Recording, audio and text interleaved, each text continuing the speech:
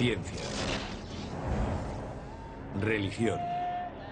En guerra. Durante miles de años. Cada vez que se ha puesto algo a prueba, ha resultado que la ciencia tenía razón. A medida que la ciencia ha ido mejorando, Dios ha tenido cada vez menos que hacer. Y sin embargo, hoy podría ser la fusión de fe y tecnología la que nos acerque más que nunca a resolver el mayor misterio de la vida. Como soy una persona religiosa, mi ciencia es una forma de intentar desvelar el misterio de Dios. En busca de Dios.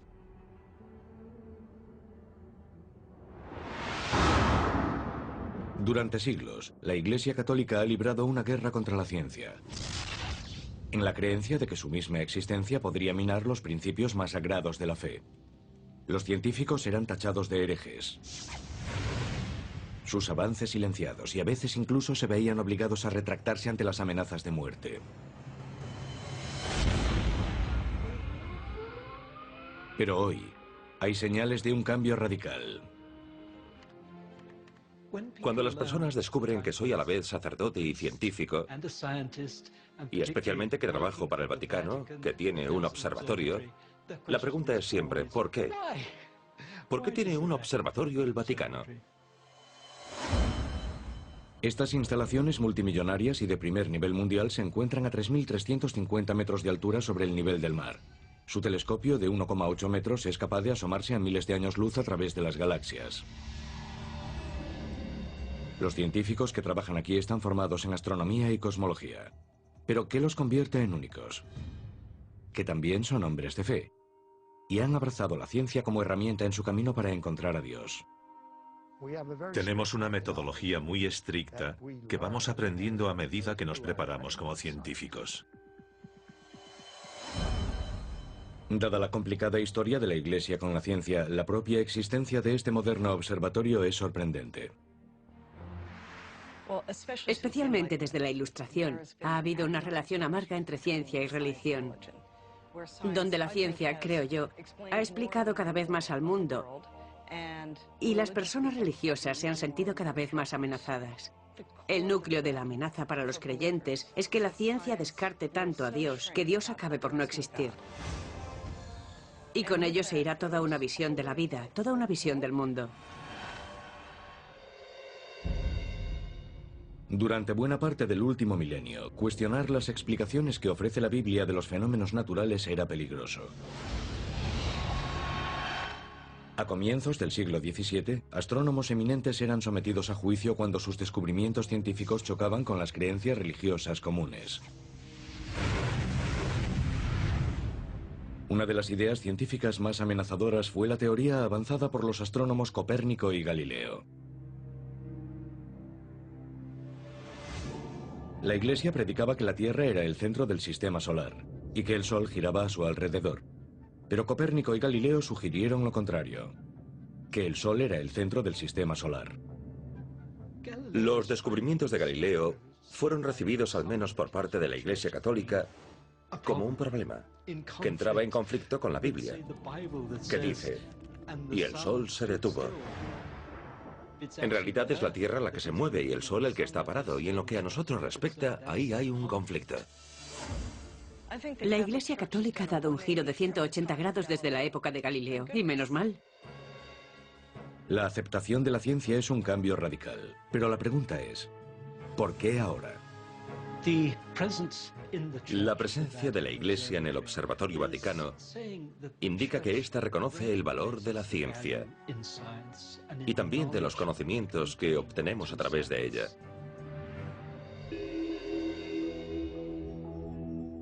Aunque la mayor parte de la ciencia mira hacia las estrellas en busca de respuestas a lo desconocido, estos hombres buscan algo mucho más concreto. Pruebas de la existencia de Dios. Su búsqueda de pruebas de la existencia de una mano divina que actúa sobre el universo comienza en el momento de su creación. Fundamentalmente, creen que a medida que exploren el universo y vuelvan al Big Bang, llegarán a la pregunta de qué había antes del Big Bang. Si hubo un Big Bang, tuvo que haber alguien que lo provocase. El universo en sí nació tras una explosión. De ella emergió una energía que se transformó en materia. El Vaticano está de acuerdo con la explicación científica consensuada, que tras el Big Bang, la interacción de átomos de hidrógeno, impulsada por la gravedad, formó estrellas, galaxias y el universo tal y como lo conocemos. Se trata de una serie de sucesos en los que pasamos de una sopa de partículas elementales a gas y polvo. Después ese gas y ese polvo colapsan y forman estrellas y planetas y posteriormente la vida.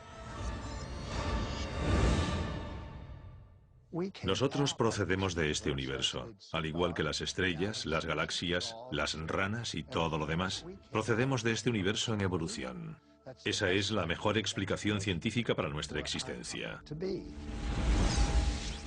¿Y esto ocurrió por casualidad o por necesidad? Mientras la religión defiende la necesidad de Dios en la creación de todas las cosas, la ciencia no. No vemos obstáculo alguno para imaginar el Big Bang como algo que ocurrió sin más. No hay ninguna razón cosmológica en absoluto para pensar que alguna influencia externa tuvo que crear el Big Bang. A Stephen Hawking le gusta decir que preguntarse qué había antes del Big Bang es como preguntarse qué hay al norte del Polo Norte. La pregunta no tiene sentido. Hawking recientemente ha suscitado la polémica afirmando, dado que existe una ley como la de la gravedad, el universo puede y se creará a partir de la nada. Stephen Hawking y otros que proponen este comienzo para el universo dicen, no necesitamos a Dios. Eso es absurdo. Este debate marca la línea divisoria entre la corriente principal de la ciencia y la ciencia de la fe. La Iglesia ya no rechaza los descubrimientos científicos. Por el contrario, muchos, como el padre Cohen, creen en un modelo que incorpora tanto a la ciencia como a Dios. Se conoce como la teoría del universo afinado. Sostiene que las condiciones exactas requeridas para la creación de la vida son tan precisas que no podrían haber surgido al azar. Para estos hombres, el modelo del universo afinado es el anteproyecto para la creación de todo. Y Dios es el arquitecto. Si cada una de esas constantes no tuviesen el valor que hemos medido, digamos en 1/1000.000ª parte, no estaríamos aquí. Esa es la noción del universo afinado. Las cosas fueron calibradas. Es como en el cuento de Ricitos de Oro, ni demasiado caliente ni demasiado frío. Y tenemos un universo en el que la gente es inteligente y se hace las grandes preguntas. No se puede demostrar la existencia de Dios a partir de eso, pero desde luego lo sugiere como creador. Si la teoría del universo afinado es correcta, entonces Dios creó el universo en general, pero dejó los detalles a la naturaleza. Lo peor que podríamos hacer es decir inmediatamente que Dios lo hizo. No está todo predeterminado. Él hizo un universo con carácter indeterminado, desde lo más pequeño hasta lo más grande. Y esta nueva filosofía podría acercar a la Iglesia más que nunca a la demostración de Dios. El Observatorio Vaticano es solo una parte de este cambio, ideado para utilizar las nuevas tecnologías en una búsqueda perenne. Pero el espacio no es la única frontera en esa búsqueda. Arqueólogos y cazadores de reliquias también buscan pruebas tangibles de la existencia de Dios aquí en la Tierra. Su búsqueda comienza con la Biblia. Ha estado en el centro del conflicto entre ciencia y fe desde el principio. Algunos estudiosos cuestionan los orígenes de muchos libros de la Biblia y de los sucesos que describen. Si tomamos la Biblia como un documento literal, la ciencia tiene algunos problemas con ella. Pero los verdaderos creyentes la ven como la palabra literal del Señor. Y ahora utilizan la ciencia para intentar demostrarlo. Si la investigación científica puede demostrar que ciertos milagros de la Biblia podrían haber tenido lugar realmente, muchos creen que eso demostraría también la existencia de Dios.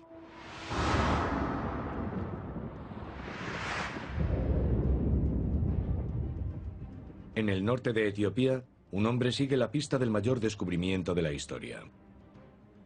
Yo antes era agente de policía e investigaba crímenes. Ahora utilizo mis conocimientos para intentar resolver misterios antiguos de la Biblia. Hoy iniciaremos un viaje muy emocionante para resolver posiblemente uno de los mayores misterios de todos los tiempos. Su misión: encontrar el arca perdida de la Alianza. Un cofre misterioso, fabricado para guardar las tablas en las que se escribieron los 10 mandamientos. Para muchos, el arca es poco más que una leyenda. Pero los fieles creen que revelará una prueba material de la existencia de Dios. Según el Antiguo Testamento, Dios se comunicó con los israelitas a través del arca. Aquí tenemos un objeto que literalmente era una señal de Dios, el símbolo de su presencia en la tierra. Vital en el culto de Israel y que de repente desaparece sin más.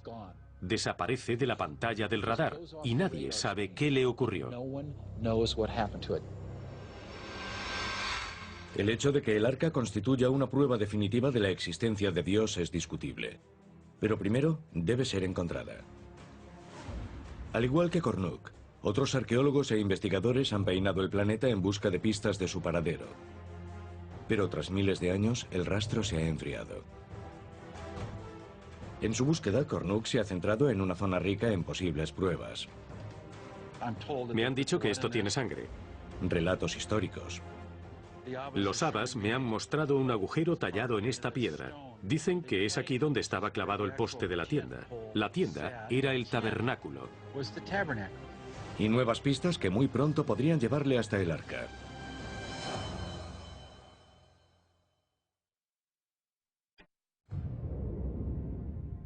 Durante siglos, el ser humano ha mirado hacia los cielos. Primero como señal de fe. Y después en reflexión científica. Ahora, la convergencia de estas dos doctrinas opuestas podría tener la clave para resolver el mayor misterio de la vida: la existencia de Dios. Bob Kornuk está en la avanzadilla de esta búsqueda de pruebas tangibles. Va tras el Arca de la Alianza. Uno de los objetos más importantes del Antiguo Testamento. Se cree que el arca contiene el todopoderoso poder de Dios. El hallazgo podría cambiar tanto la ciencia como la religión. Pero lleva perdida miles de años. Buscamos el Arca de la Alianza.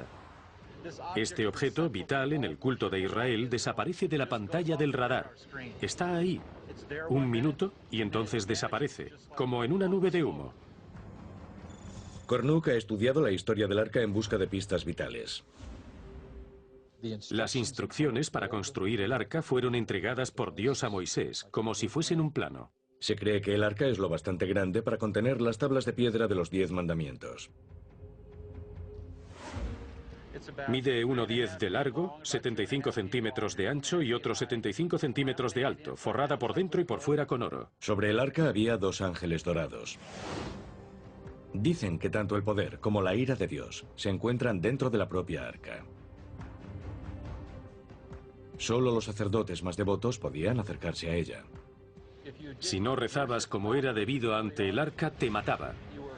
Podía arrasar ciudades, podía derribar murallas, detener ríos. En el año 960 a.C., el arca fue colocada en el interior del primer templo de Salomón, en Jerusalén. Esta referencia en el Libro de los Reyes es la última mención que se hace al arca en la Biblia. No hay nadie en la Biblia que diga después, oh, y el arca fue robada o destruida. Deja de existir, sin más.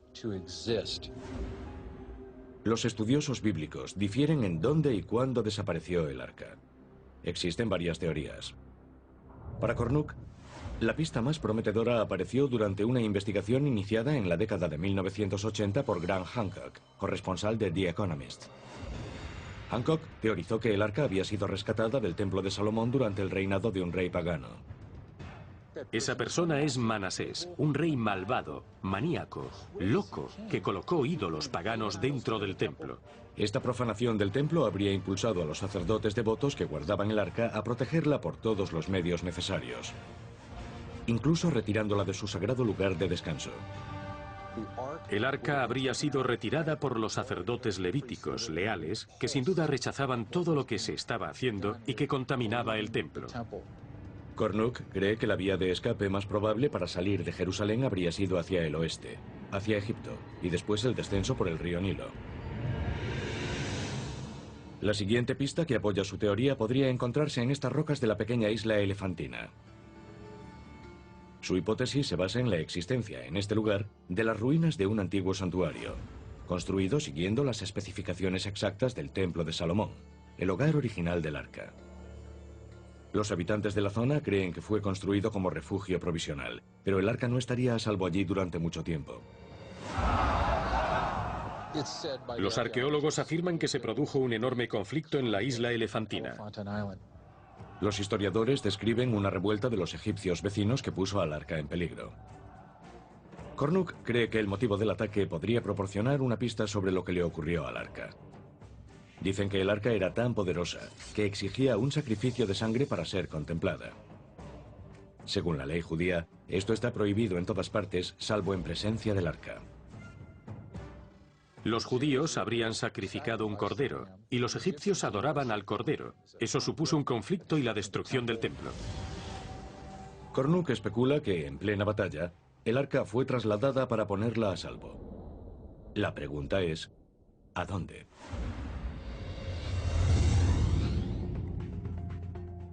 Lejos de Etiopía y en otro continente, el libro del Éxodo ha llamado la atención de otro investigador que busca estrechar la separación que existe entre ciencia y fe. Yo creo firmemente en la ciencia y creo que podemos tener una visión del mundo completa, científica y totalmente coherente. Pero también creo que si leemos la Biblia hay señales de que Dios existe. Sir Colin Humphreys, físico y devoto cristiano, cree que la ciencia es la clave para desvelar los misterios del Antiguo Testamento y que a la larga podría demostrar que Dios diseñó estos acontecimientos épicos. Su investigación comienza con uno de los momentos más simbólicos de la Biblia: la separación del Mar Rojo. Egipto, 1446 a.C. Según el libro del Éxodo, Moisés y los israelitas escaparon a la esclavitud, pero se encontraron atrapados entre la espada y el mar.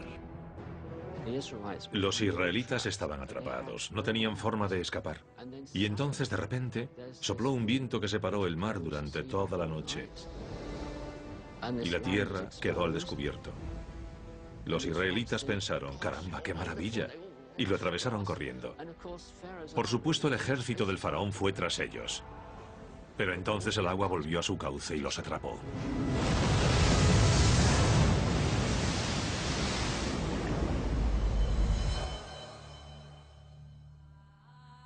Para los creyentes, ese pasadizo de hace 3000 años es una prueba de la actuación de Dios. Pero nuestro conocimiento actual de la física y la dinámica de fluidos suscita dudas. El Mar Rojo es una vasta masa de agua, de más de 320 kilómetros en su punto más ancho, y una profundidad media de casi 500 metros. Siendo así, ¿por dónde podrían haber cruzado los israelitas? Hay diversidad de opiniones sobre la posible localización, pero numerosos estudios bíblicos apuntan hacia el estrecho de Tirán, en el Golfo de Acaba. Ese sería el lugar que mejor encarnaría las distancias y topografía descritas en la Biblia. Aquí, el golfo se estrecha en un canal de apenas 13 kilómetros de ancho. Una cordillera de arrecifes de coral que discurre por el fondo marino crea la parte menos profunda del Mar Rojo. Pero los arrecifes se encuentran a más de 10 metros de la superficie, a demasiada profundidad para cruzar a pie como se describe en el Éxodo. Y también está el problema de las tropas del faraón. El Éxodo dice que un ejército egipcio perseguía a los israelitas fugados. Si el relato bíblico es cierto, ¿cómo es que ellos tuvieron un destino diferente?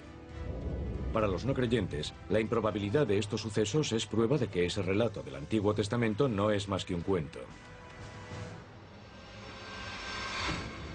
Ahora, la ciencia podría zanjar la cuestión.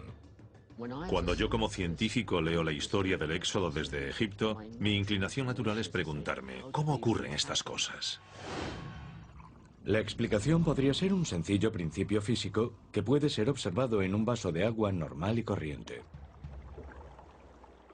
Se ve muy bien si llenamos un vaso de agua hasta el borde y soplamos. Vaciamos parte del agua. Y si tenemos un viento muy fuerte que sopla sobre una amplia superficie de agua, puede desplazar a esta. Y esto es conocido por todos los geólogos y científicos. En ejemplos extremos en los que grandes cantidades de agua son desplazadas por este fenómeno, los científicos también han observado una reacción poderosa. Un muro rugiente de agua vuelve para llenar el vacío.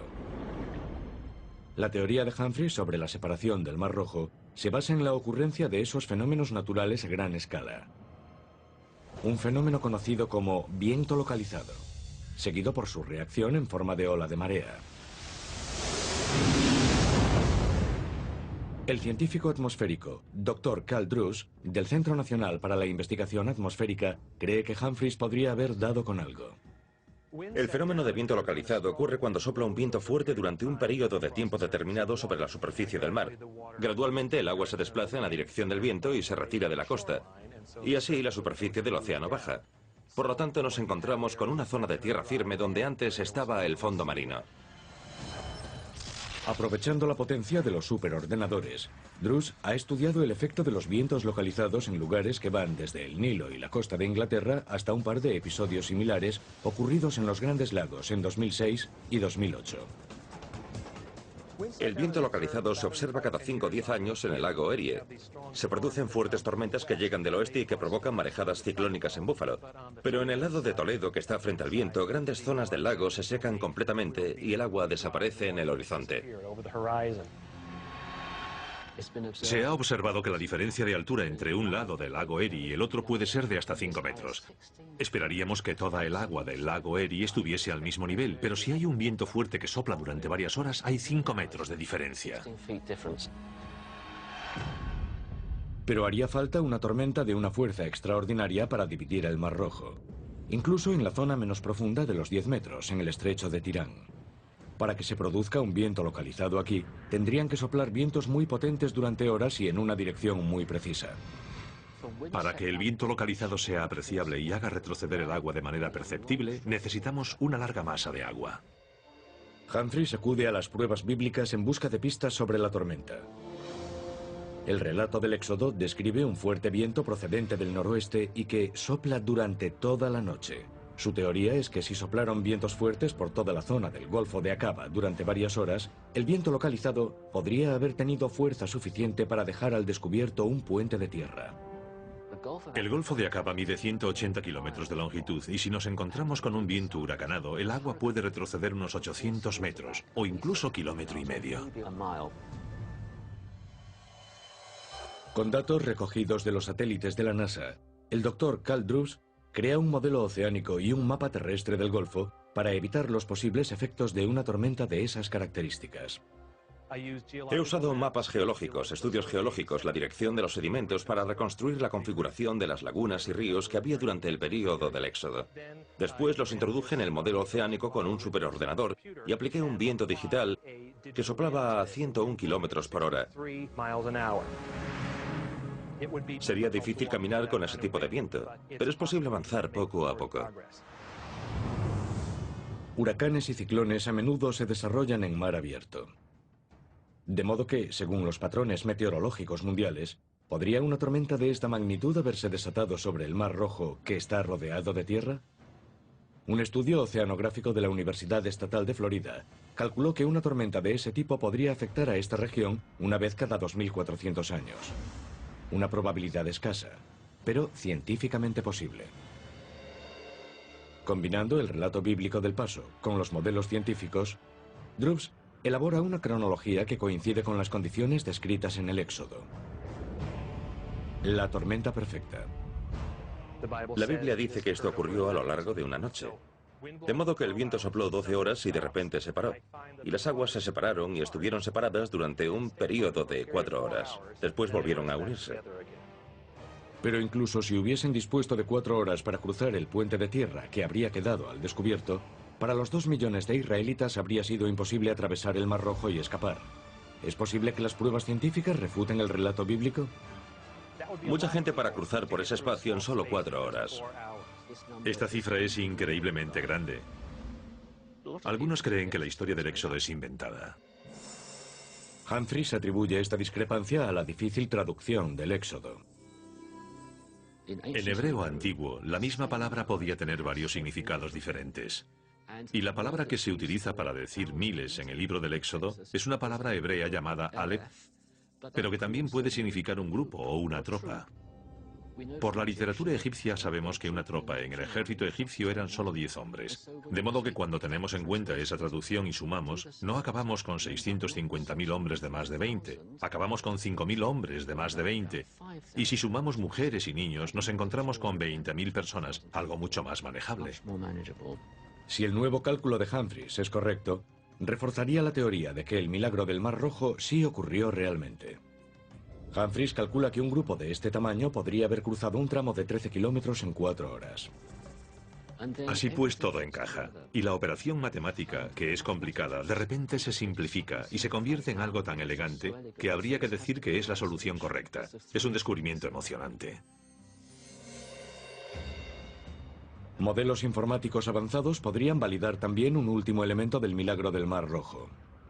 Al reducir el tiempo invertido para cruzar el mar a tan solo 4 horas, la ciencia explica cómo los israelitas podrían haber escapado hacia la libertad. Y también cómo habrían encontrado su final los egipcios. En una de las mayores matanzas recogidas por la Biblia.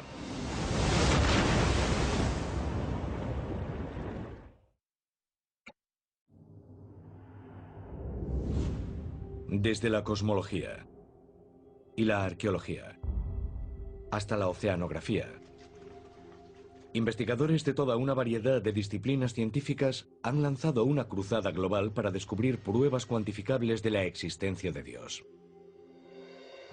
Sir Colin Humphreys y el Dr. Karl Drubbs buscan pruebas que demuestren que los sucesos descritos en la Biblia ocurrieron en realidad. Usando cálculos precisos junto a modelos informáticos complejos, ambos hombres han detallado el escenario de la tormenta perfecta que, en su opinión, podría haber causado la separación del Mar Rojo, tal y como la describe el libro del Éxodo. Según su teoría, un fenómeno conocido como viento localizado provocó que vientos de una duración y fuerza excepcionales apartasen las aguas el tiempo suficiente para que los israelitas recorriesen su camino hacia la libertad por un puente de tierra que habría quedado al descubierto. Pero el libro del Éxodo describe también la destrucción súbita del ejército del faraón mientras perseguía a los israelitas por el lecho marino. Para explicar esta circunstancia, Drubbs y Humphreys apuntan a la fuerza natural opuesta que sigue a los casos extremos de vientos localizados. Una ola de marea. El término define el fenómeno en el que una marea devuelve el agua desplazada con tanta fuerza que forma una ola gigante de enorme potencia.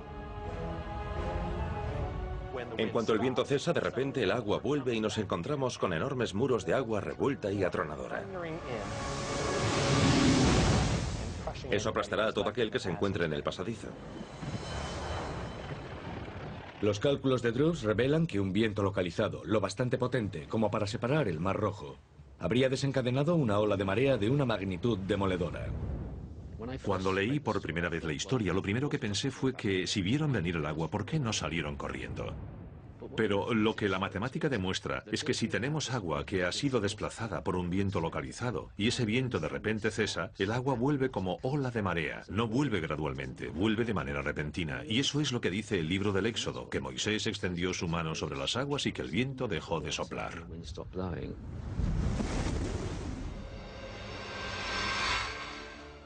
Tanto si fue producida por la mano de Moisés, como si fue una reacción natural al viento localizado, una ola de marea de esta fuerza habría borrado al ejército del faraón en un instante. De repente oyeron un rugido en la distancia. Miraron hacia arriba y se encontraron con una especie de montaña de agua que venía hacia ellos desde los lados y de atrás. Los arrastra de vuelta al mar. que es lo que dice el libro del Éxodo. Los detalles del Éxodo encajan con lo que sabemos gracias a la ciencia moderna. Las olas de marea no son habituales, y un modelo matemático preciso para predecir este fenómeno había esquivado a los científicos durante siglos, hasta ahora. Las matemáticas son bastante complicadas. Son ecuaciones diferenciales de segundo orden. Hace 300 años no se podían hacer, ni hace 200 años. La gente no tenía una explicación. Pero ahora podemos decir que encaja con la ciencia moderna y encaja con el mecanismo natural.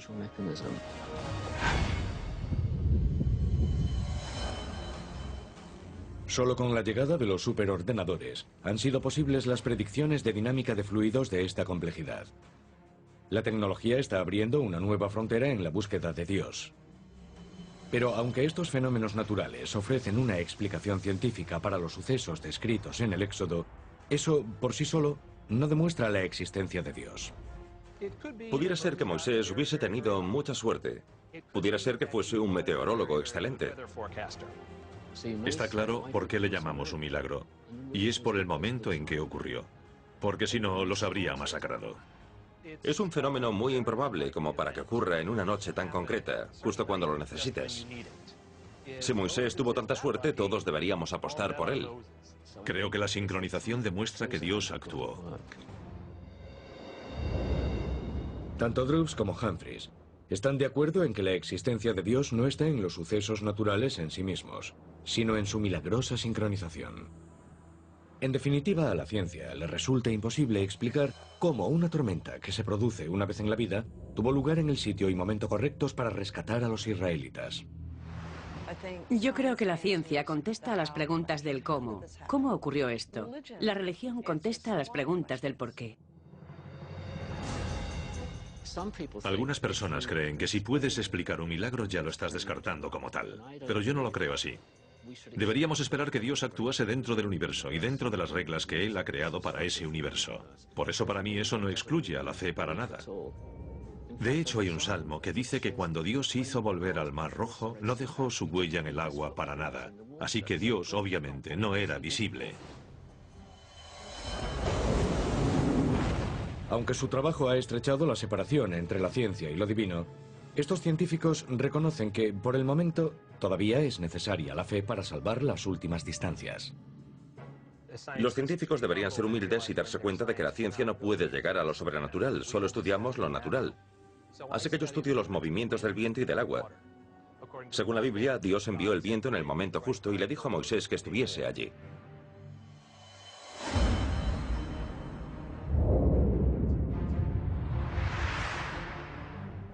En su cruzada para encontrar el arca perdida de la Alianza y la prueba de la existencia de Dios que ésta podría contener, Bob Cornuke ha seguido el rastro de las pistas hasta el norte de África.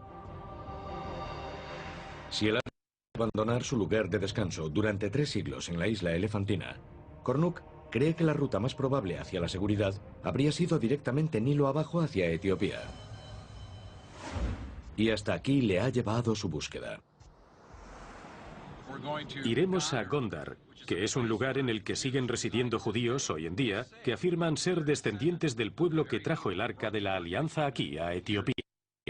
Aquí los judíos constituyen menos del 1% de la población.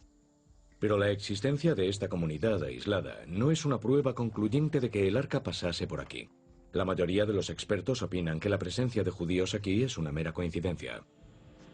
Los estudiosos se burlan de la idea de que el arca de la alianza pudiese haber pasado por aquí. Vamos a averiguar si estos estudiosos podrían estar equivocados. Estamos en la aldea Falasi, en Gondar, Etiopía, una ciudad única en el mundo, en su momento una floreciente comunidad judía. Hoy, la mayoría de los judíos Falasi han desaparecido. Pero por todas partes quedan numerosas de su presencia. La comunidad judía que vivía aquí, en esta aldea Falasi, estuvo aquí 400, 500 años antes de... Hay monumentos de piedra, y estas tumbas podrían tener miles de años. Los habitantes del lugar siguen las tradiciones judías típicas en la mayoría de los aspectos, excepto en uno.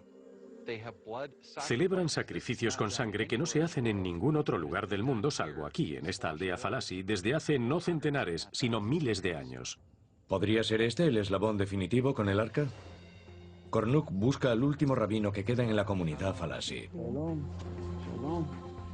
¿Cuánto tiempo llevan los judíos en esta zona? Esto es del año 500 antes de Cristo. Vale, ella dice que los judíos estaban aquí 500 años antes de Jesús, y yo creo que nuestras pruebas lo demuestran. ¿Sabe si los Falasi hacen sacrificios con sangre?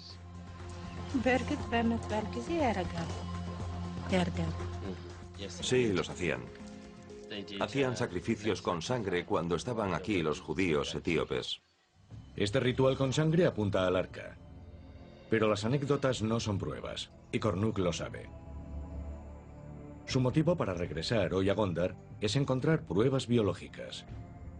Una conexión genética entre esta comunidad aislada de judíos y la orden de los sacerdotes que protegieron el Arca de la Alianza hace miles de años. ¿Nos permite tomar una muestra de su boca? Dice que está encantado de que analicen su ADN. Kornuk recopila una base de datos de ADN de los judíos locales. Será una búsqueda intensiva que todavía debe arrojar resultados. Pero descubrir una sola conexión genética con los antiguos levitas podría ser algo explosivo. Poder encontrar una huella de ADN que le relacione con ese suceso antiguo sería enorme, enorme para la teoría de que el arca llegó a Etiopía. La investigación genética actual podría ser una herramienta esencial para establecer una conexión con el arca. Pero a medio mundo de distancia, otro equipo de investigadores podría haber encontrado una conexión más directa si cabe con Dios, oculta en nuestro ADN. La demostración científica de la existencia de Dios. Algunos la buscan en el nacimiento del universo, otros en los desiertos de África y Oriente Medio. Pero, ¿y si la prueba más sorprendente de la existencia de Dios no estuviese en un templo o en un santuario? ¿Y si estuviese dentro de todos nosotros?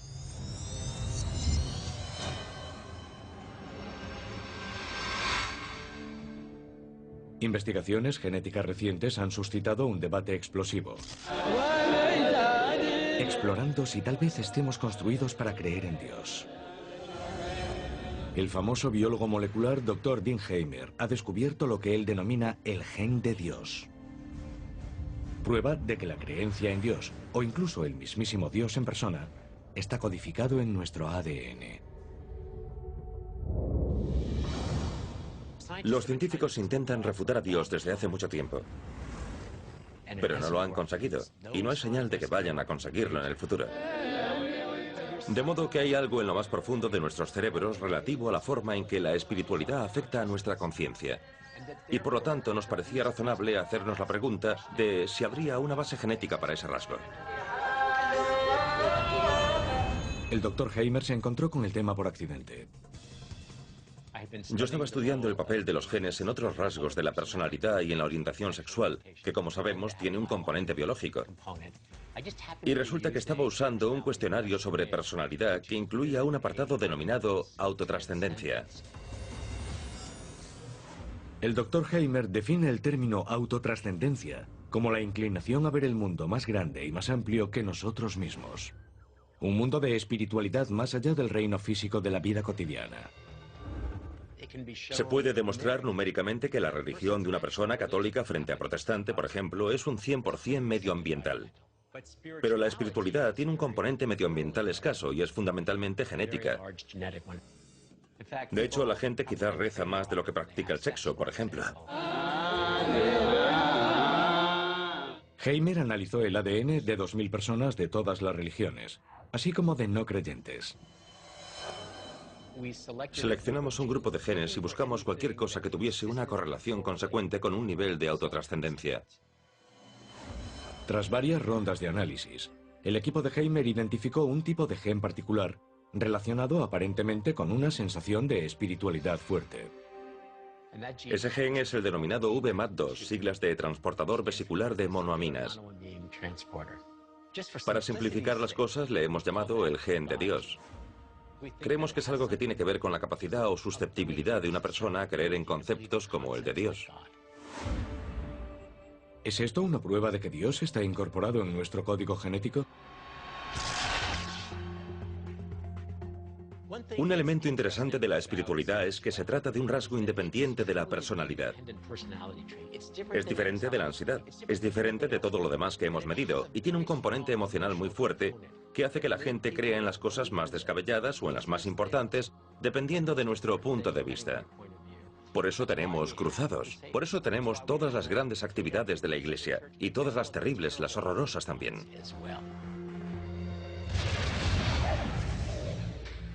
Heimer afirma que el gen de Dios actúa como una droga, inundando el cerebro humano con unos neurotransmisores llamados monoaminas, que regulan el estado de ánimo y la percepción.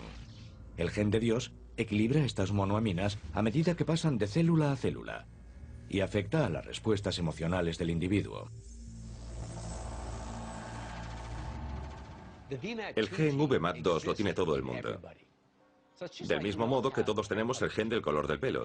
Y dependiendo de qué alelos del gen tengamos y qué combinaciones de genes tengamos, se determinará si nuestro pelo es rubio o negro, o si estamos más arriba o más abajo en la escala de la autotrascendencia. Cuanto más fuerte sea el alelo o la versión del gen VMAT2 de una persona, más probable será que sienta la presencia de Dios. Durante su investigación, el equipo de Heimer detectó otro fenómeno. Los efectos de una forma poderosa del gen de Dios algunas veces pueden realzarse o imitarse con drogas alucinógenas. Si analizamos algunas drogas psicodélicas como la psilocibina, por ejemplo, o el LSD, son análogos de la serotonina, lo que significa que se parecen a la serotonina, pero engañan al cerebro. Y nosotros creemos que ese tipo de alteraciones de la conciencia que se producen con una droga como la psilocibina o el LSD son similares a las que se producen durante experiencias intensamente religiosas, intensamente espirituales. Ya sea Jesús caminando por el desierto o Buda sentado bajo su árbol. De repente todo parece un poco diferente.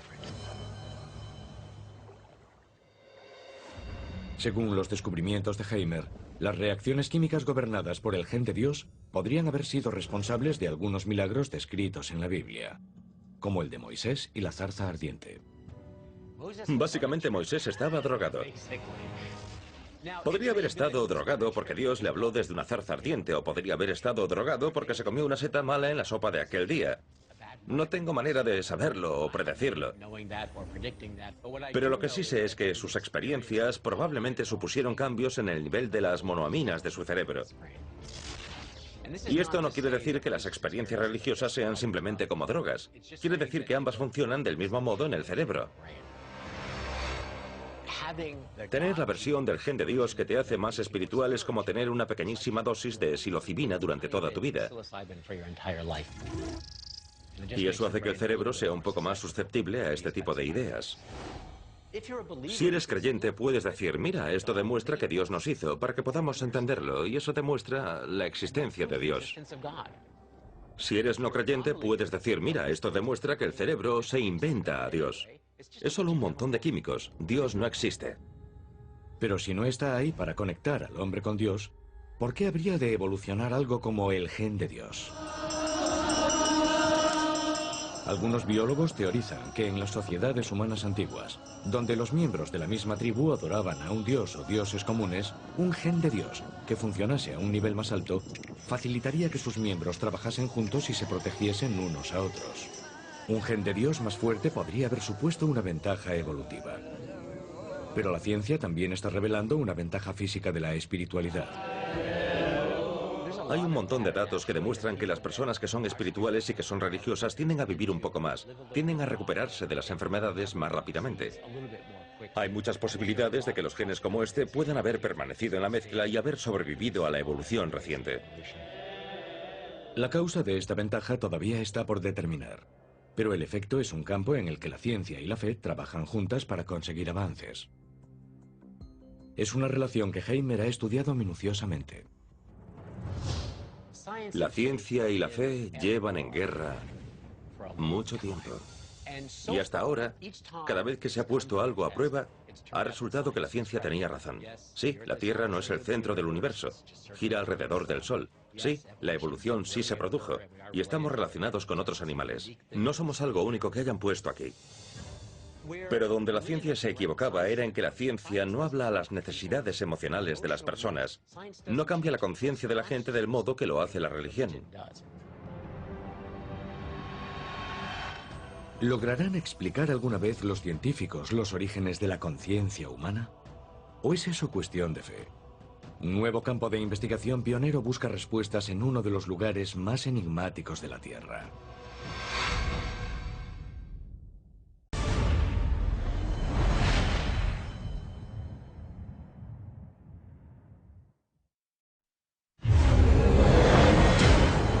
Ciencia. Religión. En guerra. Durante miles de años. Cada vez que se ha puesto algo a prueba, ha resultado que la ciencia tenía razón. A medida que la ciencia ha ido mejorando, Dios ha tenido cada vez menos que hacer. Y sin embargo, hoy podría ser la fusión de fe y tecnología la que nos acerque más que nunca a resolver el mayor misterio de la vida. Como soy una persona religiosa, mi ciencia es una forma de intentar desvelar el misterio de Dios. En busca de Dios. Episodio 2.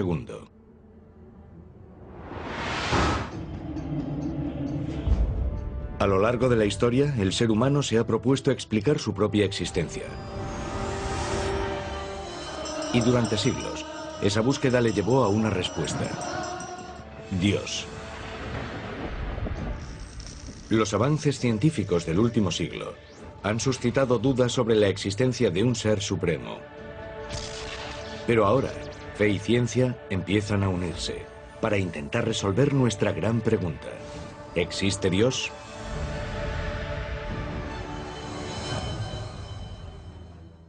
Mientras los cazadores de reliquias y los creyentes miran hacia la Biblia en busca de pruebas, este investigador cree que la clave de Dios podría estar mucho más cerca de lo que creemos. Su búsqueda de respuestas le ha llevado a adentrarse en los entresijos más recónditos de la mente humana. El doctor Andrew Newberg, director de investigación de medicina integrada de la Universidad Thomas Jefferson, estudia lo que ocurre en el cerebro humano cuando contempla a Dios y al mundo espiritual. Estamos en un momento en el que tenemos una oportunidad de unir a ciencia y religión de una forma que nunca habíamos sido capaces de hacer. Y este nexo es el cerebro humano que nos permite explorar nuestro mundo científicamente y pensar sobre las cosas de forma religiosa o espiritual. Usando escáneres cerebrales de baja radiación, Newberg es capaz de observar los cambios físicos que ocurren en el cerebro cuando una persona reza o medita. Hemos escaneado a personas que profesan religiones diferentes y que han llevado a cabo prácticas espirituales a lo largo de muchos años. Nuestro trabajo inicial lo hicimos con individuos versados en la meditación budista tibetana. También escaneamos a un grupo de monjas que llevaban practicando sus creencias religiosas más de 50 años. Usamos un escáner para tomar fotos de su cerebro. Tomamos una foto del aspecto de su cerebro cuando está en reposo, cuando no hacen nada en particular. Y después tomamos otra foto de su cerebro cuando estaban sumidos en su meditación u oración. Entre las zonas que parecían más afectadas durante estas prácticas se incluía una parte del cerebro llamada lóbulo frontal que está situada justo detrás de la frente. Y esta es una parte que normalmente se activa cuando centramos nuestra atención en algo. En los escáneres de Newberg, el lóbulo frontal se activó tal y como lo haría si los sujetos se estuviesen concentrando en un problema difícil de matemáticas. Los monjes tibetanos demostraron un incremento de la actividad en su córtex visual, porque se estaban concentrando en objetos sagrados. Cuando observamos a las monjas que están rezando, no vemos zonas visuales que se iluminen en el cerebro, sino que vemos que se iluminan las zonas verbales. Tiene sentido porque están orando, es una práctica verbal. Pero los escáneres también revelaron algo inesperado. Nos interesaba también la zona conocida como lóbulo parietal, situada en la parte superior posterior del cerebro. Descubrimos algo muy interesante en las personas que practican la meditación y en las monjas que rezan, y es que esa zona del cerebro se tranquiliza durante estas prácticas. El lóbulo parietal es la parte de nuestro cerebro que controla y refuerza nuestro sentido de lo que nos rodea físicamente. De modo que cuando el Dr. Newberg vio que se oscurecía, fue testigo de cómo sus sujetos perdían mentalmente la conciencia de lo que les rodeaba y se convertían en uno con el universo. El cerebro nos dice que deberíamos sentir esas cosas, porque el lóbulo parietal se oscurece y el lóbulo frontal se ilumina. Nos encontramos con una experiencia en la que la persona realmente se abandona y pierde su capacidad de percibir el espacio y el tiempo tal y como lo hacemos normalmente.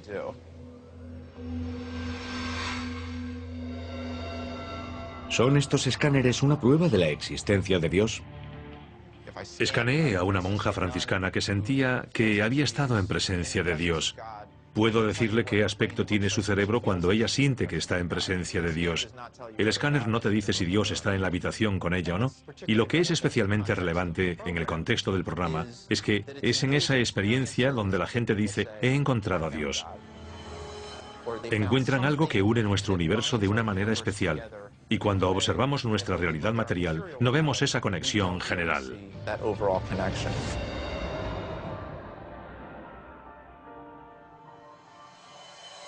Los descubrimientos de Newberg sugieren que las conexiones del cerebro de una persona pueden determinar si es creyente o no creyente. En test realizados dentro del escáner, se pidió a ateos que pensasen en Dios. Cuando observamos el cerebro del ateo que se concentraba en Dios, descubrimos que en los lóbulos frontales no había un aumento de la actividad como el que veíamos en las monjas franciscanas cuando meditaban y se concentraban en Dios. Y para nosotros eso significa, a la hora de interpretar ese descubrimiento, que un ateo realmente no capta la idea. Se pidió a sujetos no religiosos con experiencia en meditación que entrasen en un estado de trance. Los resultados revelaron que su actividad cerebral era notablemente diferente de la de las monjas o monjes en un estado trascendente similar, aunque religioso. No quieren pensar en Dios o tienen problemas para pensar en Él. Y pudiera ser que los lóbulos frontales no se activasen porque simplemente no lo comprenden. Son incapaces de retener ese concepto en su mente. No pueden concentrarse en ello con tanta profundidad como alguien que es religioso o espiritual, porque en esa circunstancia la persona realmente sí lo comprende. ¿Y esa comprensión es resultado de la fe o es la causa? ¿Hay algo incorporado en los cerebros de los fieles? ¿Hay un Dios? ¿No hay un Dios? ¿Cuál es la naturaleza real de la realidad? Cuando estamos en un sueño, actuamos como si fuese la realidad. Y cuando volvemos a nuestra realidad y despertamos, decimos, no fue real, solo fue un sueño. Cuando las personas tienen una experiencia espiritual o mística profunda, hacen más o menos lo mismo. Sienten que esa realidad representa una realidad más fundamental que nuestra realidad cotidiana. ¿Significa esto que Dios está en nuestra cabeza? ¿O podría ser el lóbulo frontal un canal hacia un poder mayor? ¿Hay algo más allá de nuestro cerebro que no captamos en los escáneres y de lo que sin embargo podemos encontrar algunas pruebas? Hacerse esa pregunta para mí es la clave, y no creo que puedas equivocarte haciéndote preguntas. Aunque la búsqueda de pruebas de la existencia del Todopoderoso en el cerebro humano continúa, otros buscan una prueba material de la presencia de Dios en la Tierra. En Etiopía, Bob Cornuke busca uno de los objetos más sagrados mencionados en la Biblia.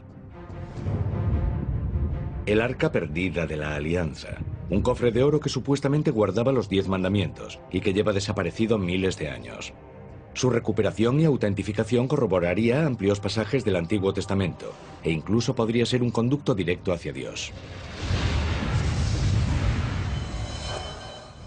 Cornuke ha seguido el rastro de pistas Nilo abajo hasta su fuente, el lago Tana.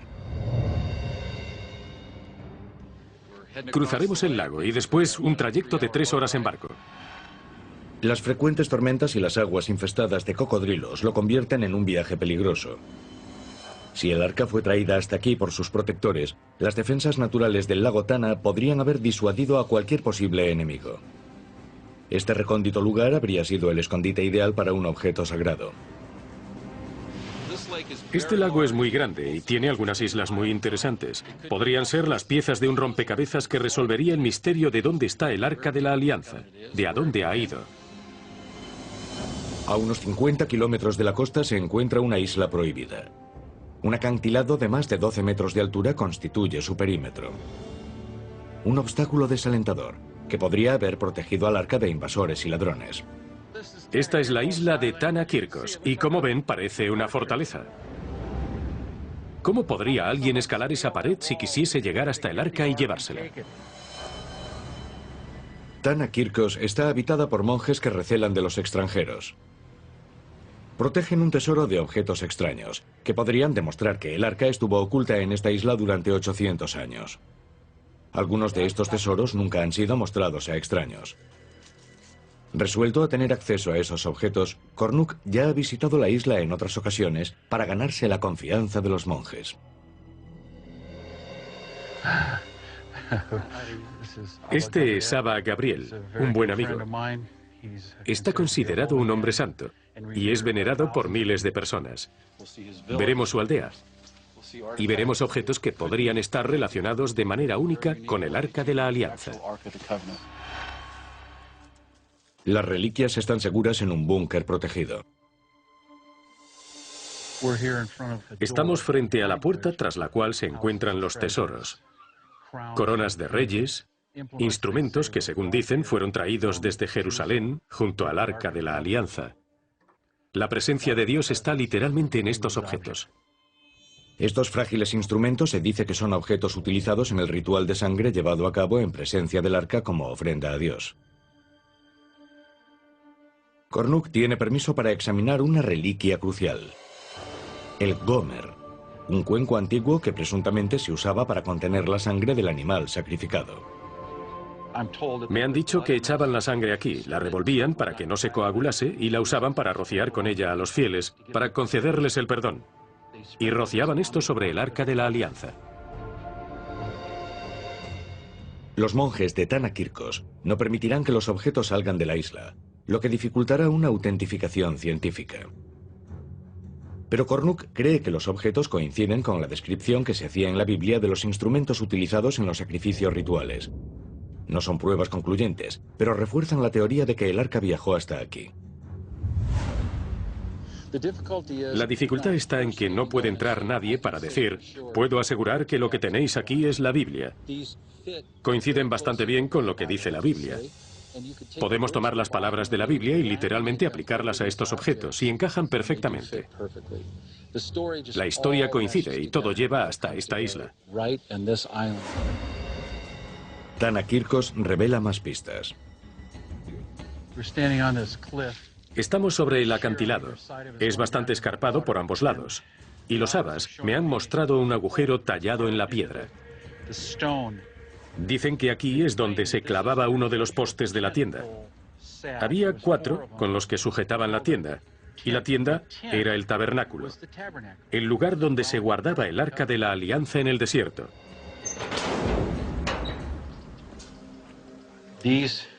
Estas 2 piedras tienen otros 2 orificios. Los cortaron de un bloque de granito y los trajeron aquí, como recordatorio del tiempo en el que el Arca de la Alianza descansaba dentro del tabernáculo. Estos descubrimientos respaldan la teoría de que el arca estuvo aquí, en la isla Tana Kirkos.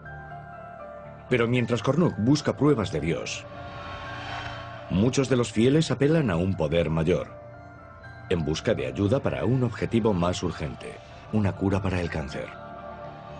Donde la medicina ha fallado, este curandero de Texas podría traer la salvación. ¿Estamos ante resultados impresionantes, prueba del poder de la oración, o ante un placebo?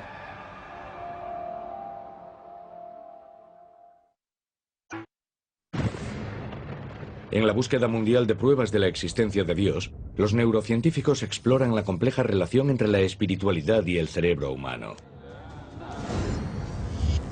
Utilizando escáneres, el neurocientífico Dr. Andrew Newberg ha observado cambios químicos en el cerebro cuando una persona reza o medita. Tras una serie de estudios, ha señalado al lóbulo frontal del cerebro como el epicentro de la experiencia religiosa y espiritual. ¿Tiene el cerebro poder para curar?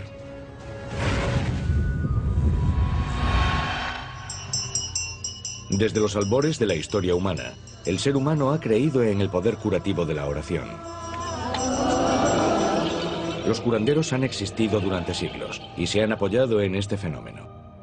Aunque hay muchas voces escépticas sobre esta práctica, los resultados obtenidos por algunos curanderos suscitan la pregunta de si está ocurriendo realmente algo milagroso.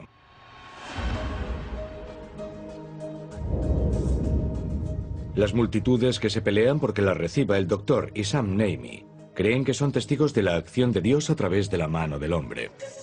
Este es sin duda uno de los milagros y bendiciones del Señor. El doctor Naimi es un ex anestesista convertido en curandero. Si me llaman sanador por la fe, significa que yo soy el que cura. Pero la realidad es que la curación no procede de mí. Naimi afirma ser un conducto a través del cual viaja la curación.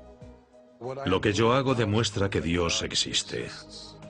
Naimi afirma que las miles de curaciones que él ha realizado a lo largo de los años son prueba de que la ciencia y la fe actúan en tándem. No puedo separar a Dios de la propia ciencia. Cuando tratamos a personas, ellos no tienen que saber que yo estoy rezando. Muchos de quienes acuden al Dr. Naimi han agotado las opciones que ofrece la medicina tradicional. Tengo cáncer de ovarios. Estoy al final del camino en lo que a drogas se refiere. Me han operado 3 veces, así que espero un milagro. Rezo para que suceda un milagro. Aunque el pronóstico parece poco prometedor, las historias de algunos de los antiguos pacientes del Dr. Naimi parecen ofrecer esperanza. Por ejemplo, Kathy Kuak, diagnóstico cáncer de pulmón. Nunca olvidaré el momento en que el Dr. Naimi rezó sobre mi hombro y después en mi esternón, en la zona del pecho. Y de repente, mis pulmones se abrieron por primera vez en toda mi vida. Y tomé la mayor bocanada de aire fresco que había sentido jamás entrando en mis pulmones. Y seguí tomando esas grandes bocanadas y se abrió. No podía creerlo. Llegó aquí con el estado mental adecuado, por eso experimentó una curación tan rápida. Una semana después de consultar con el Dr. Naimi, los escáneres revelaron un suceso sorprendente. El tumor había desaparecido. El oncólogo de Kathy no pudo ofrecerle una explicación médica. Me dijo, nunca tengo la ocasión de decirles a mis pacientes esto. Ha desaparecido. Ha desaparecido por completo. Me dijo, Kathy, has sido bendecida con un milagro. No dejes que nadie te diga lo contrario. Kuak aparentemente había experimentado un milagro.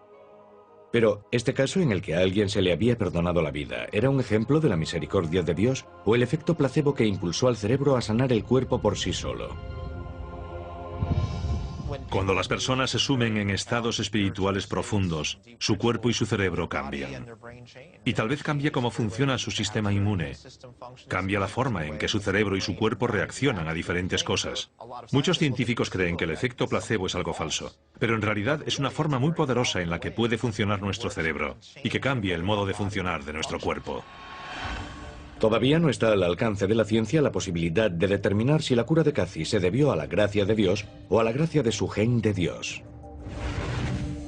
Pero tanto si los espectaculares resultados de la curación por la fe son una prueba de la existencia de Dios o una simple prueba del poder del placebo, la búsqueda de pruebas científicas de la existencia de un poder mayor continúa.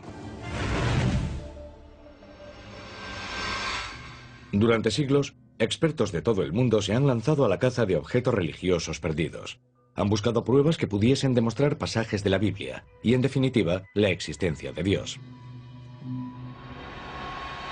En el rastro del arca perdida de la Alianza, Bob Cornuck ha llegado al norte de Etiopía para examinar una prueba importante que relaciona al arca con la isla de Tana Kirkos. Esta es la primera vez que se ha permitido a Cornuck ver el documento. Es un texto antiguo que se deshace.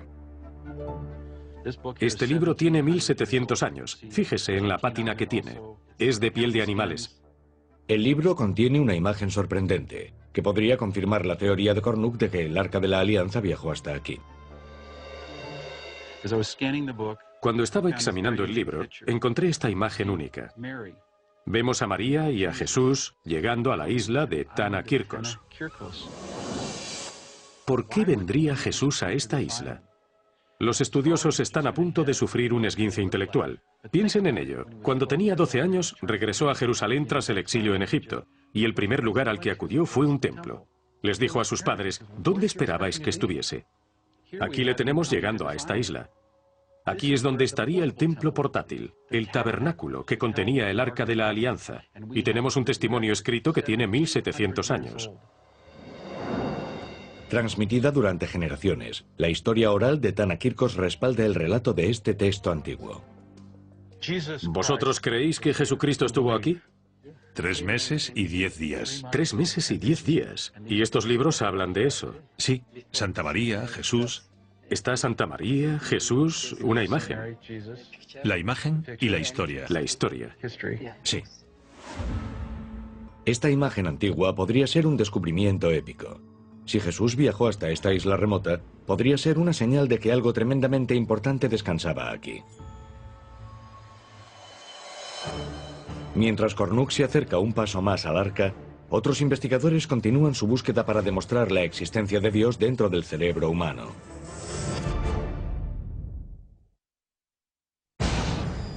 A lo largo de los últimos 50 años, los científicos se han unido a una de las grandes empresas de la humanidad: la demostración de la existencia de Dios. Los cosmólogos buscan pistas en los orígenes del universo y el Big Bang.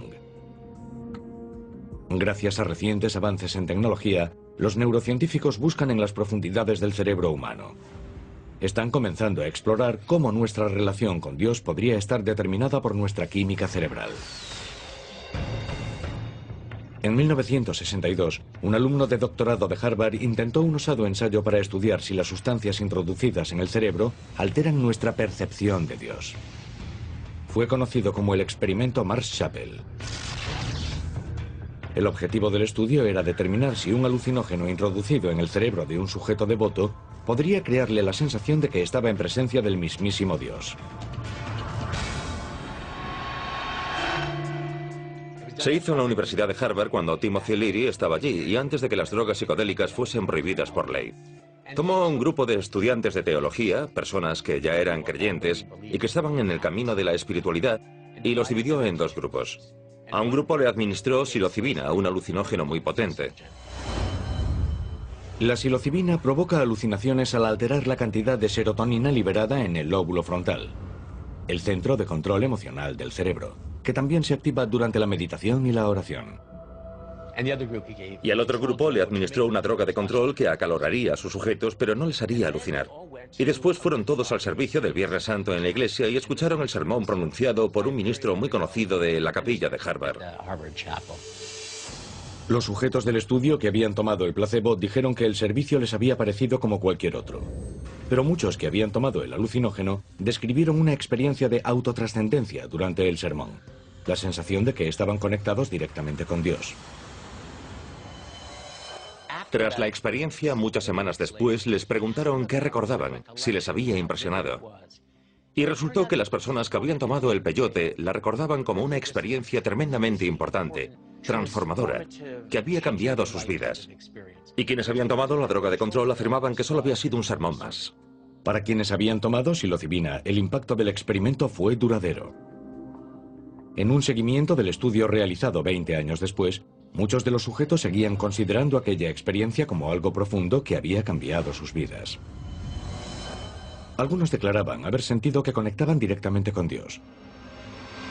Los descubrimientos del experimento Marsh-Chapel refuerzan los resultados de los escáneres cerebrales realizados en el laboratorio del Dr. Newberg.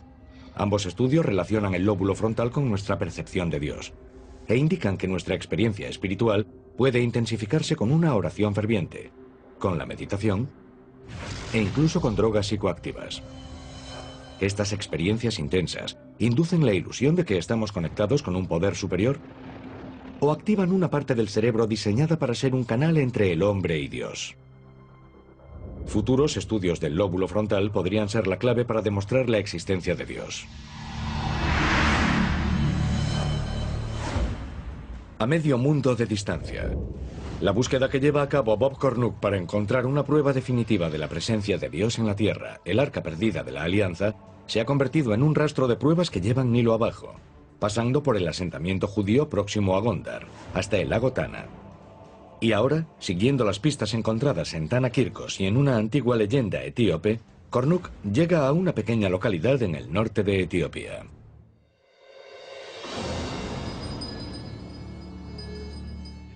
Fin del largo viaje. ¿Cómo he acabado aquí? De todos los lugares que hay en el mundo, acabo en esta polvorienta localidad de Aksum. Aksum no siempre ha sido una pequeña localidad agrícola. Hace 1500 años era la vibrante capital del imperio aksumita, una nación-estado que dominaba el comercio en el norte de África con un poder que rivalizaba con el de Roma.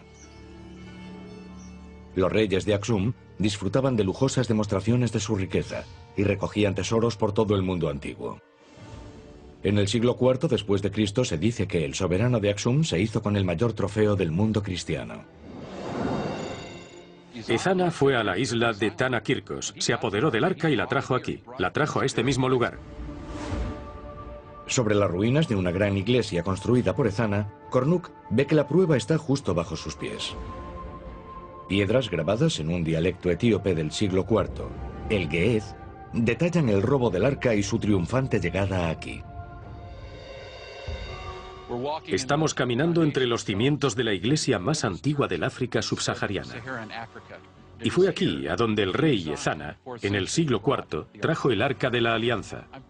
Los monjes me han dicho que este es el suelo que queda, un pequeño fragmento del lugar en el que estaba lo más sagrado de lo sagrado.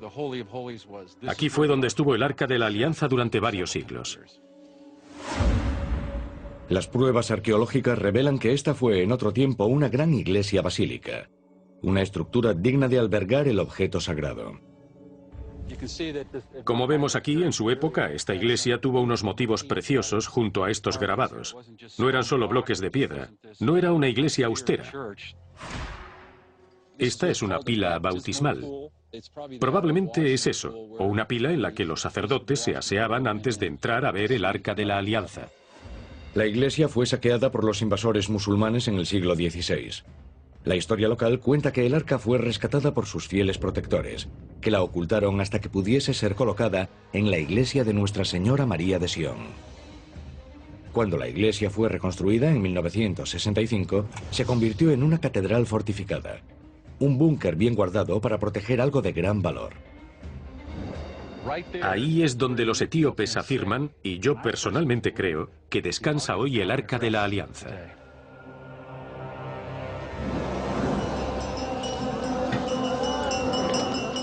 Los habitantes de Aksum creen que el arca y los 10 mandamientos se encuentran en una catacumba fuertemente protegida. Un escuadrón de fieles entregados constituye la primera línea de defensa.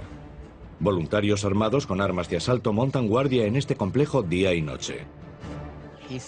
Dice que lleva 6 años sirviendo como guardia en esta iglesia. La seguridad de este complejo es muy estricta. Aunque un intruso consiguiese superar a estos hombres armados, hay otro sistema de seguridad en el interior de la iglesia. No es solo un edificio grande con lo más sagrado entre lo sagrado al fondo. Hay una serie de pasillos que lo atraviesan como un laberinto. Se dice que los pasillos fueron construidos con hormigón y muy estrechos, con ángulos rectos, para que fuese imposible maniobrar transportando un objeto grande, como el Arca de la Alianza. Pero la mayor protección del arca podría ser su propia reputación. Los etíopes creen que tiene grandes poderes, que si te encuentras en presencia de este objeto y tus motivos no son puros, caerás muerto, que te quemarás vivo. Creen que esta arca tiene poderes que no podemos ni imaginar.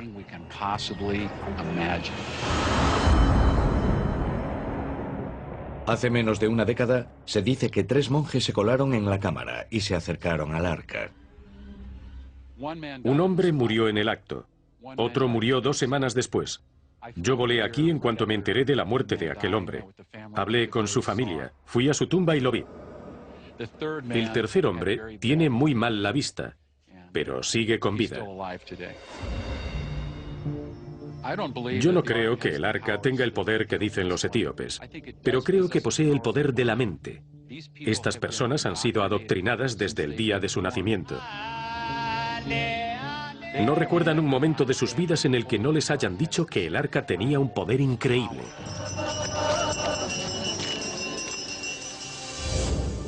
Solo hay un ser humano en todo el planeta con permiso para estar regularmente en presencia del arca. ¿Es este hombre la clave para revelar el poder de Dios en la Tierra? Desde la química del cerebro humano hasta la exploración de sistemas solares lejanos, la ciencia está desvelando nuevas pruebas en la búsqueda mundial para demostrar la existencia de Dios. Armados con las últimas técnicas de análisis científico, investigadores y arqueólogos de todo el planeta buscan el objeto más codiciado de la Biblia: el Arca de la Alianza. Si se descubriese, podría ser una prueba de la existencia del mismísimo Dios. Para Bob Cornuke, la búsqueda de toda una vida le ha llevado hasta una iglesia en la Etiopía rural. Cree que detrás de estas puertas se encuentra el que podría ser el hallazgo arqueológico más importante de la historia: el Arca Perdida de la Alianza. Se cree que este clérigo enclaustrado es la única persona de la Tierra con permiso para acercarse al arca. Es conocido como el Guardián. El guardián es el protector del arca. No puede marcharse nunca.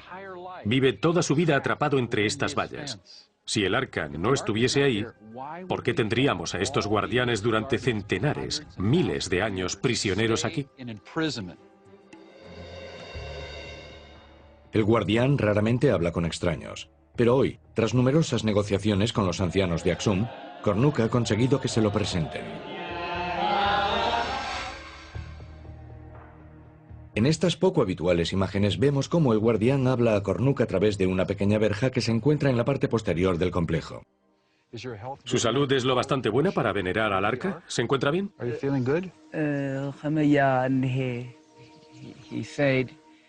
Dice que todavía puede rezar. Reza.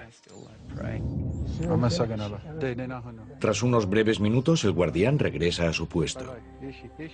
Bob Cornuke se encuentra a escasos metros del que podría ser el lugar de descanso del arca. Pero hoy no se acercará más. Acabo de conocer al guardián. Le tomé la mano y le miré a los ojos, los mismos ojos que posiblemente observan el Arca de la Alianza.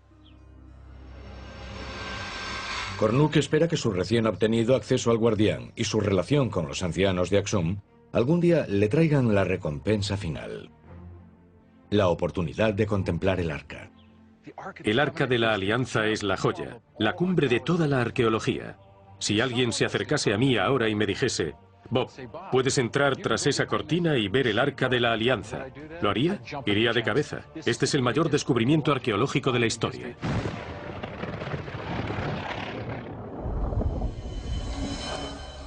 La búsqueda de la prueba científica de la existencia de Dios se extiende desde los objetos más grandes del universo hasta los más pequeños. Grenoble, Francia, sede de un enorme laboratorio. Situado a 150 metros de la superficie, se extiende entre dos naciones fronterizas. Esta es la avanzadilla en la búsqueda de algo que pueda rivalizar con la importancia del Arca de la Alianza en la carrera para encontrar una prueba de la existencia de Dios: un diminuto punto subatómico llamado la partícula de Dios. Más conocida por los físicos como el bosón de Higgs, la teórica partícula de Dios podría ser el eslabón perdido. Si se detectase, podría cambiar toda nuestra comprensión del universo y alterar tal vez para siempre el debate sobre la existencia de Dios. Las partículas son de dos tipos. Básicamente hay partículas de materia y partículas de fuerza. Las partículas de fuerza pueden acumularse unas encima de otras, y estas son las que llamamos bosones. Muchos físicos de partículas tienen la teoría de que el bosón de Higgs es la partícula no descubierta que da masa a toda la materia del universo. El bosón de Higgs es muy diferente de todas las demás partículas que conocemos. Lo que hace que sea especial es que incluso en un espacio vacío está ahí. Proporciona un medio a través del cual se pueden mover otras partículas, y a la larga es así como las partículas, como los electrones y los quarks, obtienen masa. La mejor analogía es decir que es un medio, como el agua o la melaza o el aire. A medida que nos movemos a través de ellos, se resisten un poco. Imagínense que si vamos a través del aire podemos ir muy rápido. Si intentamos pasar como un rayo por el agua o por la melaza, nos frenamos. Así que, en sentido amplio, eso es lo que el bosón de Higgs les hace a todas las partículas de la naturaleza. Si consiguiesen localizar esta partícula de fuerza, podría ser un paso clave para desvelar los misterios del Big Bang y el origen del universo. Para estudiar las partículas subatómicas, los físicos usan aceleradores de partículas. Para buscar la partícula de Dios, los investigadores han construido el mayor del mundo. Una pista oval de 27 kilómetros, conocida como el Gran Colisionador de Hadrones o LHC. Los instrumentos de que disponemos en el Gran Colisionador de Hadrones son básicamente las máquinas más complicadas y precisas que haya construido jamás un ser humano. Tomamos protones y los aceleramos muy cerca de la velocidad de la luz. Hasta el punto de que ya no importa cuál es su velocidad, lo que importa es la energía, de modo que estas partículas tienen más de 20.000 veces la energía que tendría un protón si estuviese inmóvil. Dos rayos de protones acumulan energía mientras circulan a toda velocidad en direcciones opuestas y en rumbo de colisión. Cuando chocan, el impacto resultante hace explotar a ambos en una cascada de partículas más pequeñas si cabe, incluidos diferentes tipos de bosones. Las colisiones entre los protones son tan energéticas que se produce una explosión enorme de diferentes partículas. Los protones tienen quarks y gluones en su interior. De modo que lo que realmente ocurre es que uno de los quarks o uno de los gluones de uno de los protones choca contra las partículas constituyentes del otro protón y se ve una gran ducha. La maquinaria del LHC puede detectar y medir la mayoría de diferentes tipos de partículas que se generan en estas colisiones. Y si los científicos son capaces de encontrar a esta esquiva partícula, todo cambiará. Su descubrimiento podría llevar a una denominada teoría del todo, que podría explicar el mismo momento de la creación. Si retrocedemos en el tiempo, la teoría del todo nos ayudaría a explicar, a comprender lo que ocurrió en el Big Bang.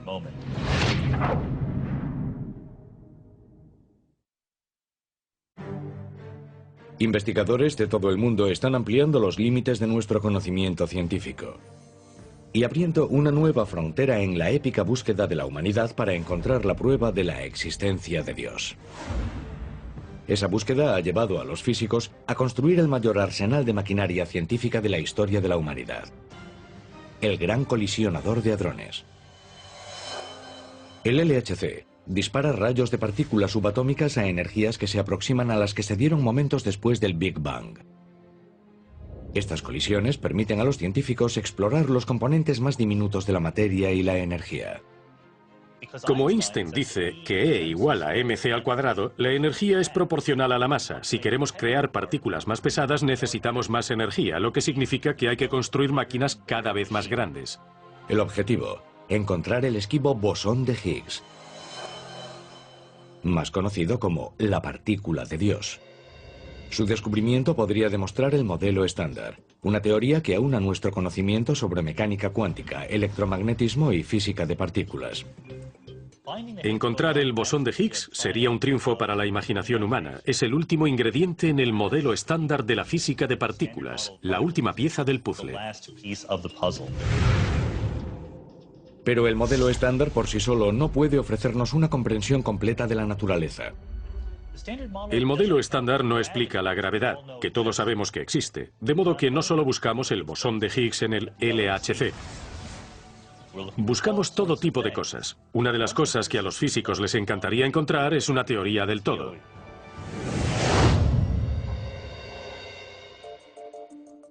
El modelo estándar es muy bueno con las fuerzas que conocemos: electromagnetismo, las fuerzas nucleares. Si pudiésemos encajar la gravedad ahí, podríamos tener todo lo que hay en el universo. Los científicos confían en que la partícula de Dios pueda ser el trampolín hacia la teoría del todo. Una única ecuación que describe todas las fuerzas fundamentales de la naturaleza. Gravedad, responsable de la evolución de las estrellas y galaxias. Fuerzas nucleares, responsables de unir toda la materia. Y la fuerza electromagnética, responsable de la luz, las interacciones químicas y la propia vida. La verdadera implicación de la teoría del todo es que podría haber una teoría del todo. En otras palabras, podría haber una serie de reglas, de leyes de la naturaleza, que simplemente explican todo lo que ha ocurrido en la historia del universo. Nunca hay una desviación de esas leyes. No hay nada que se aparte de esas leyes. Nada por encima ni sobre ellas. Descubrir esta teoría podría ser fundamental para comprender cómo comenzó el universo. Una de las cosas que necesita una teoría del todo es unir la gravedad y la mecánica cuántica. Es lo que se necesita para comprender el Big Bang, que fue un momento en el que había partículas alrededor, de modo que la mecánica cuántica es importante. El universo se expandía a un ritmo tremendo, de modo que la gravedad también lo era. Una teoría del todo nos ayudaría a comprender qué ocurrió en ese momento. Si una teoría del todo puede ayudar a explicar la creación del universo, ¿podrá ayudar también a explicar a su creador? Si conociésemos la teoría del todo, si pensásemos que conocíamos todas las leyes de la física, desde luego podríamos preguntarnos, ¿es eso todo? ¿O es una buena explicación para decir, bueno, esta es la teoría del todo, porque una inteligencia superior la hizo así? Para algunos, la respuesta es no. Con la teoría del todo, la ciencia sustituiría a Dios como respuesta para cualquier pregunta sobre el universo. Pero para otros, la teoría del todo es en sí misma una prueba de la existencia de Dios, su proyecto de un universo afinado. En la expansión del universo podemos ver cierta arquitectura, orden, energía, que se convierte en materia y que tiene en su interior esta asombrosa capacidad de ordenarse y de dar la vida. Einstein usaba un lenguaje religioso en todo momento. Él no creía en el Dios consciente separado del mundo físico, sino que pensaba en las leyes fundamentales de la física como los pensamientos de Dios. Los investigadores del LHC han llevado a cabo varios experimentos, pero hasta ahora no han tenido éxito en su intento de detectar la partícula de Dios. Pero con la partícula de Dios o sin ella, la búsqueda de pruebas de la existencia de Dios continuará desde las partículas más diminutas hasta los confines más lejanos del universo.